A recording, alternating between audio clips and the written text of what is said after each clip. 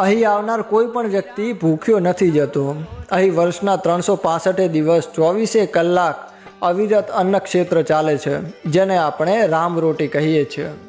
બગદાણા જ્યાં પૂજ્ય બજરંગદાસ બાપાનો ભવ્ય આશ્રમ આવેલો છે। 1906માં ગામ આધેવાડામાં ભક્તિરામ તરીકે માતા શિવકુંવરબાના ખોળે તેમનો જન્મ થયો।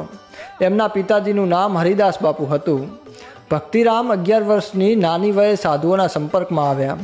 અયોધ્યામાં તેમની મુલાકાત ગુરુ સીતારામ બાપુ સાથે થઈ અને તેઓ તેમના શિષ્ય બન્યા અને તેઓ સૌ પ્રથમ 1941માં બગદાણામાં આવ્યા હતા અને ઈસવીસન 1951માં તેમણે બગદાણામાં વિધિવત આશ્રમની સ્થાપના કરી।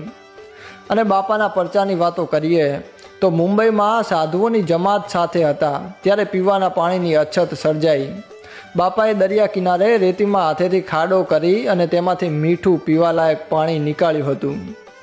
અને એકવાર કહેવાય છે જંગલમાંથી પસાર થતી વખતે સિંહોનું ટોળું સામે મળ્યું ત્યારે બાપાએ સીતારામ કહીને તેમને રસ્તો આપવા આદેશ કર્યો અને સિંહો ખસી ગયા હતા।